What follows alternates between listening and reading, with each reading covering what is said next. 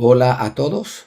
En primer lugar, quiero agradecerles a todos los miembros de la Sociedad Venezolana de Anestesiología, especialmente a los del capítulo de dolor, por permitirme hablar de un tema que para mí es apasionante. Venimos haciendo muchos procedimientos en tórax desde hace mucho tiempo, sobre todo con ecografía, y por lo tanto hablar de estos consejos prácticos que permiten ayudar a sistematizar la exploración ecográfica para mí es un verdadero gusto, un placer.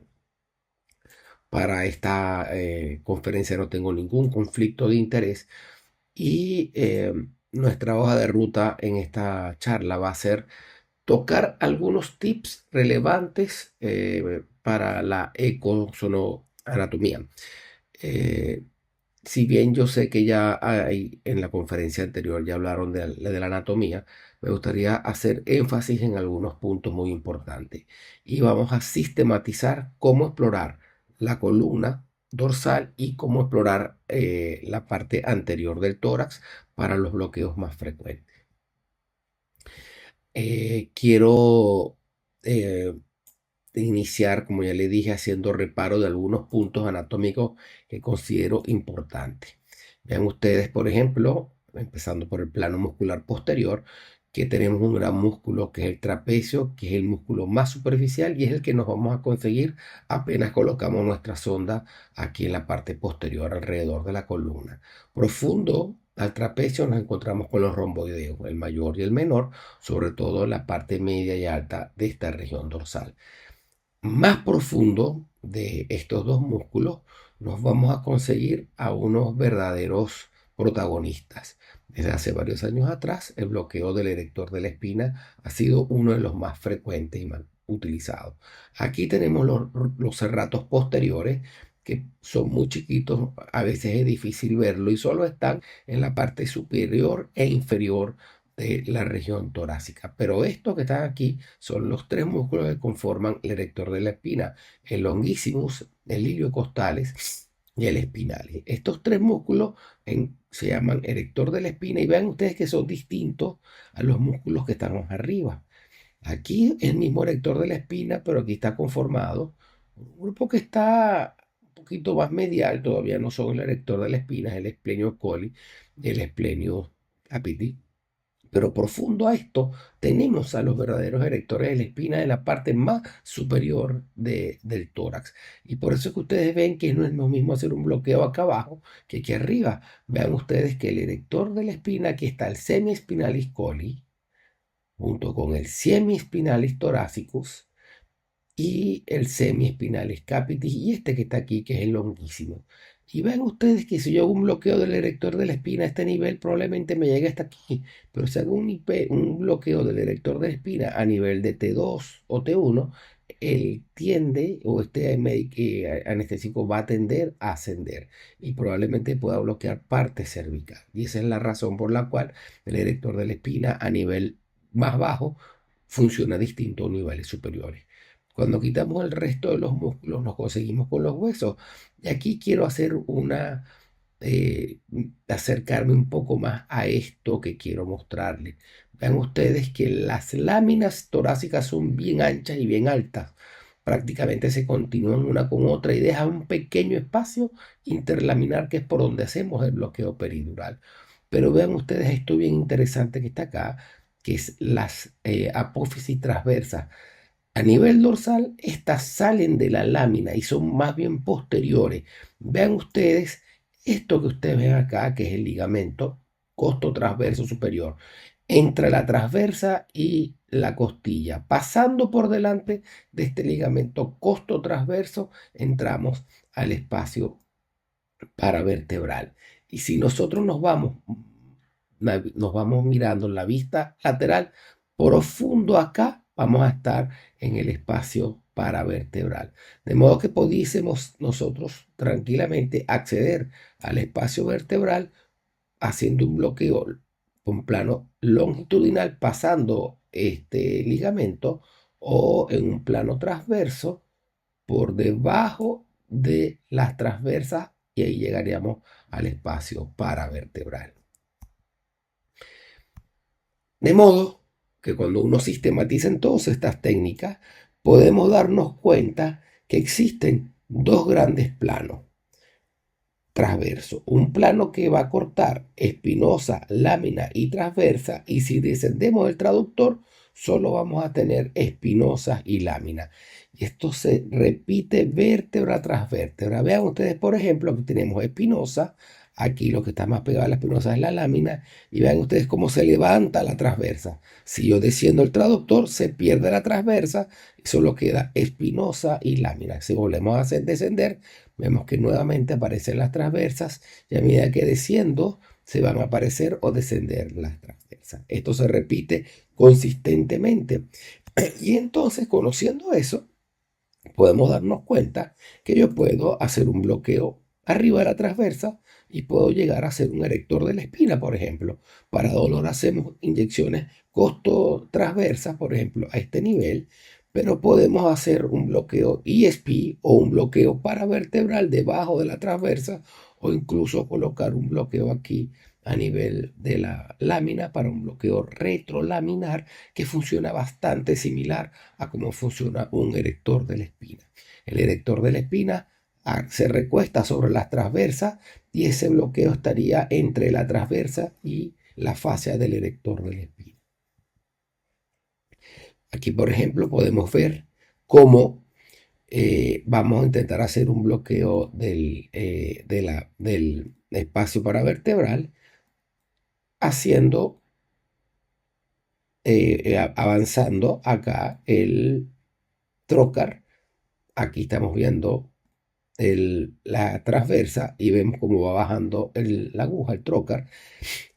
Chocamos con la transversa, redirigimos y nos vamos más inferior o profundo a ella para colocar el anestésico a este nivel, justo por arriba de donde está esto que usted ve aquí, que es la pleura.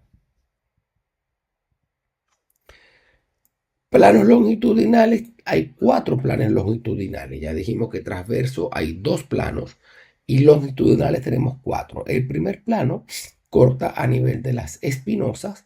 Si nos movemos más lateral, vamos a tener un plano longitudinal que corta a nivel de las láminas, un poco más lateral las transversas y un poco más lateral las costillas. Y con estos 4 planos hacemos todos los bloqueos que usted quiera en la columna dorsal. Aquí vamos a empezar a movernos y vamos a ir desde aquí hasta acá. Este primer plano que nosotros vamos a ver acá es el de las espinosas, bien superficiales, una siguiendo la otra. Movemos el traductor y caemos aquí en el plano de las láminas. Prácticamente una lámina sobre la otra, un pequeño espacio interlaminar acá. Y si nos movemos más lateral, aparecen las transversas. Esto que usted ve aquí son las transversas, estaríamos en este plano, siendo esto craneal y esto caudal, y en la parte craneal de la transversa le va a salir una imagen que son las costillas y después esta imagen se persiste sola y es el plano de las costillas. Vean ustedes cómo empieza a salir las costillas aquí y después estas se conforman o se convierten en costillas solas. Aquí retrocedimos para ver la interfaz de costilla transversa y solo costilla. Costilla transversa y solo costilla. Y así tenemos entonces un plano o 4 planos longitudinales que nos van a permitir hacer todos los bloqueos. En planos transversales, en longitudinales, podemos hacer erector de la espina,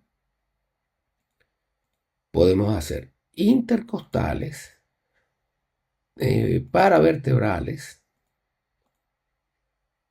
peridurales y interlaminares o retrolaminares, perdón, que como ya los dijimos anteriormente, se comportan prácticamente igual que un ESP, un erector de la espina.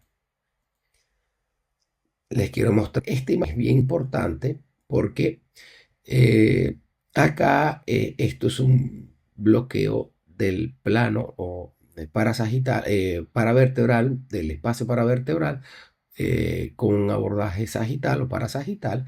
Este es el corte a nivel de las apófisis transversas y vean ustedes el ligamento costo transverso.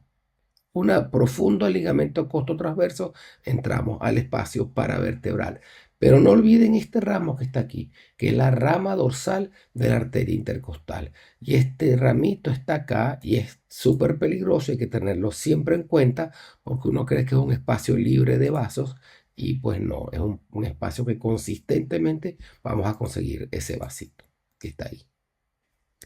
Quiero mostrarles esto. Esto que está aquí es la parte anterior del tórax. Y es importante recordar que esto que está acá son los músculos intercostales externos y aquí están eliquitando, le quitamos el plano de los intercostales externos y solo están los intercostales internos. Vean ustedes que cercano al esternón no hay músculos intercostales externos, solo hay una membrana. En cambio, aquí cerquita del esternón sí hay intercostales internos.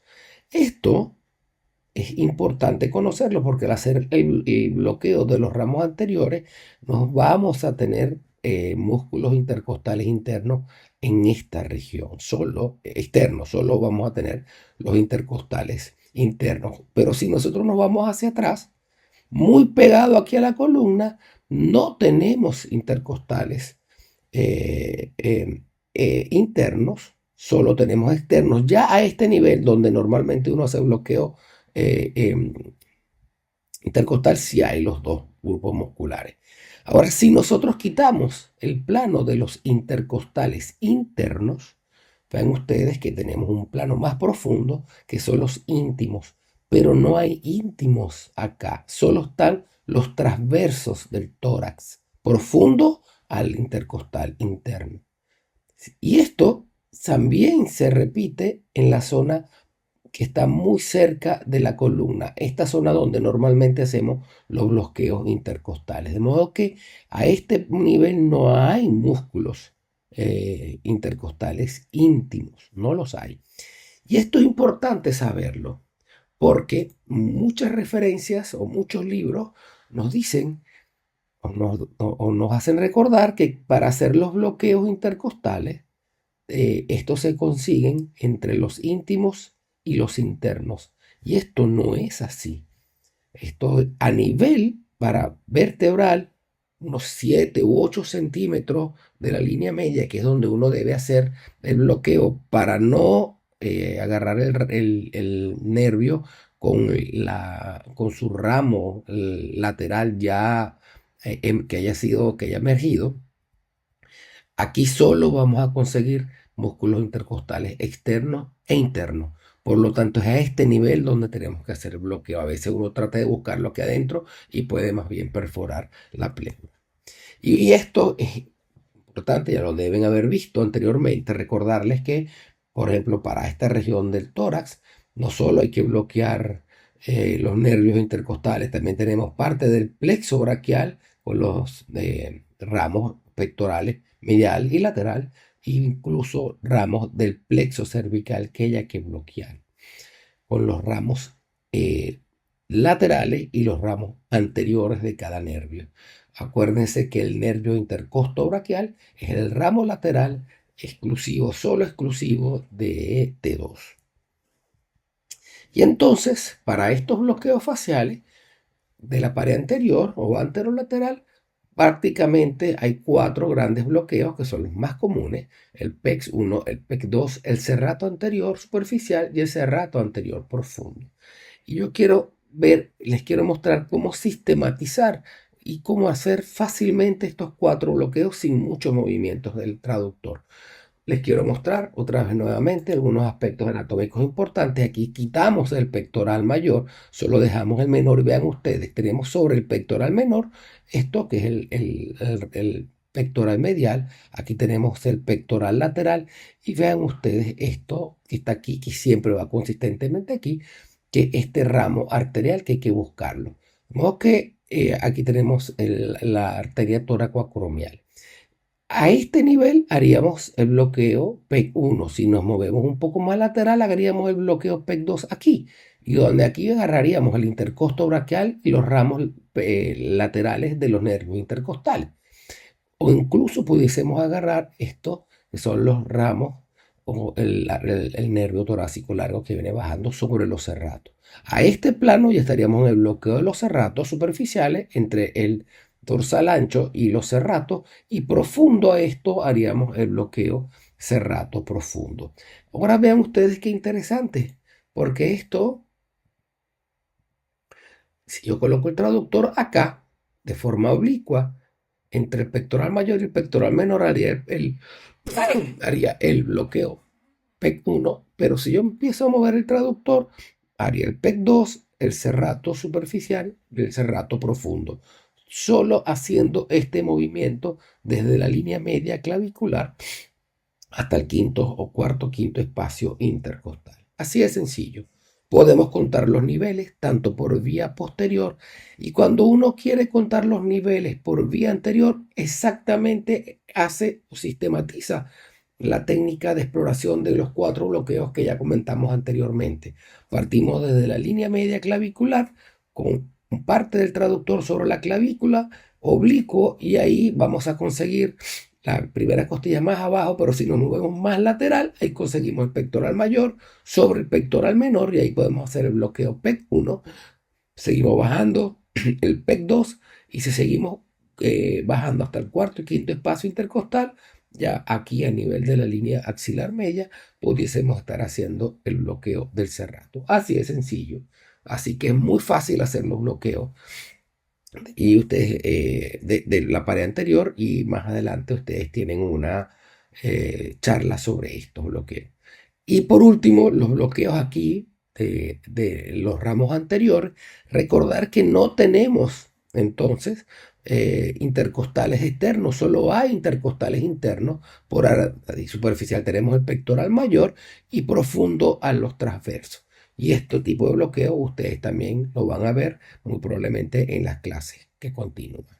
Así que como conclusión podemos decir que el ultrasonido en el tórax es una herramienta muy útil, supera en visualización a los rayos X, es altamente factible, puede ser usado en variedad importante de situaciones, está poco influenciado por alteraciones vertebrales, y por supuesto que tiene complicaciones, y que estas complicaciones se van a ver minimizadas mediante un adecuado conocimiento anatómico.